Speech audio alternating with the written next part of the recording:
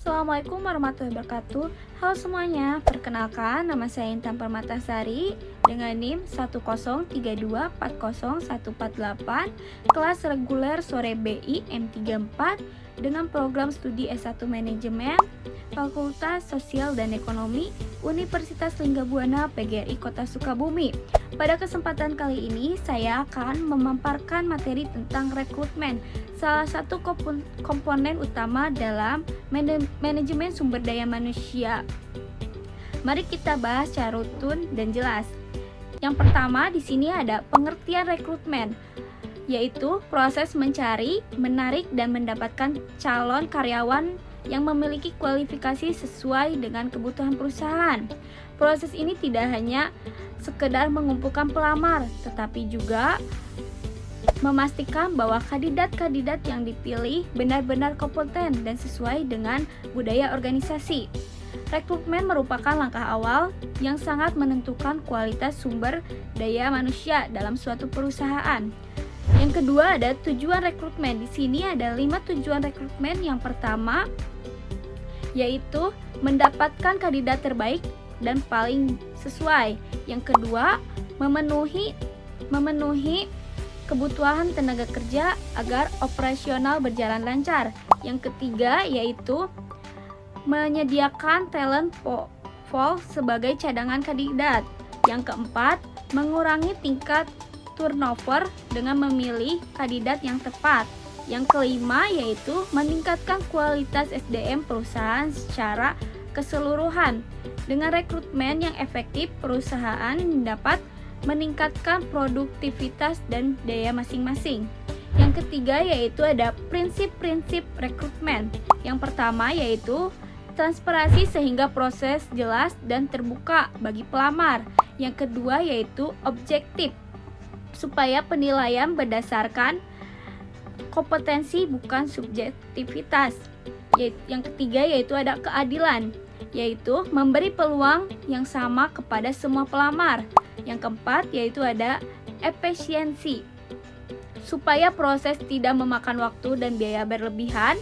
Selanjutnya yaitu kesesuaian fit, memastikan kandidat sesuai dengan posisi dan budaya organisasi. Prinsip-prinsip ini membantu menjaga profesionalitas dalam proses rekrutmen. Keempat yaitu ada sumber rekrutmen. Ada 2 sumber rekrutmen. Yang pertama ada rekrutmen internal, yaitu mencari kandidat dari dalam perusahaan seperti promosi atau mutasi berlebihan, cepat, hemat biaya, dan memotivasi karyawan. Kekurangannya yaitu kurangnya ide baru dan potensi kecemburuan. Yang kedua ada rekrutmen eksternal, yaitu mencari kandidat dari luar perusahaan melalui media online, kampus, job fair, atau rekomendasi. Kelebihannya yaitu kandidat lebih banyak dan lebih beragam. Kekurangannya proses lebih lama dan biaya lebih tinggi. Yang kelima ada metode rekrutmen. Metode yang biasa digunakan perusahaan yaitu meliputi pengumuman lowongan kerja, walk-in interview, kampus hiring atau job fair, headhunter, employee referral. Pemilihan metode disesuaikan dengan kebutuhan perusahaan. Yang keenam yaitu ada proses rekrutmen. Proses rekrutmen biasanya mencakupi beberapa tahapan penting. Identifikasi kebutuhan SDM, menentukan jumlah dan jenis jabatan, analisis pekerjaan menghasilkan job description dan job specification, menentukan strategi rekrutmen, termasuk metode dan sumber mengumumkan lowongan pekerjaan secara luas.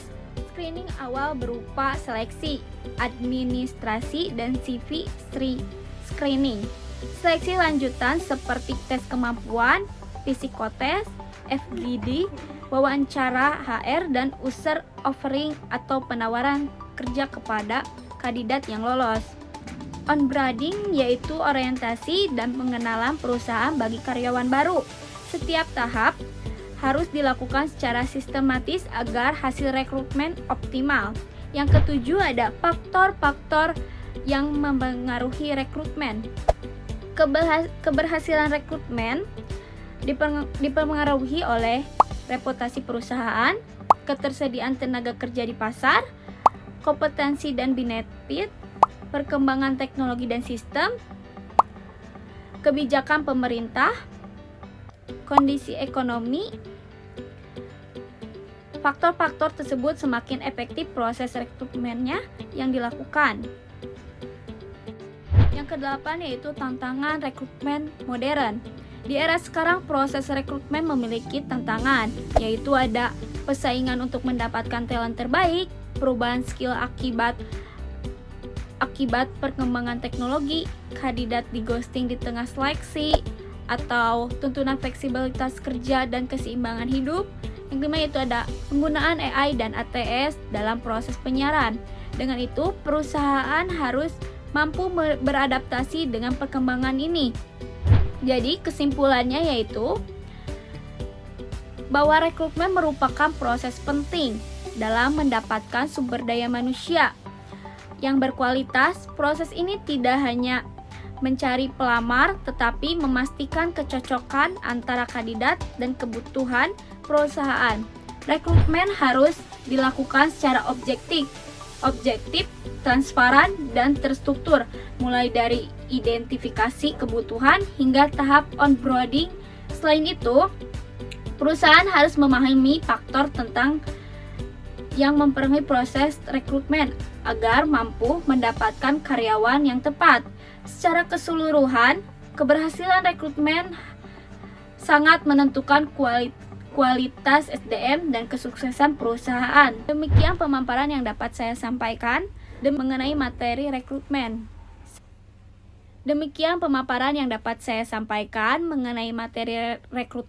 Semoga video ini bermanfaat dan dapat menambah wawasan kita semua. Terima kasih telah menyimak. Wassalamualaikum warahmatullahi wabarakatuh.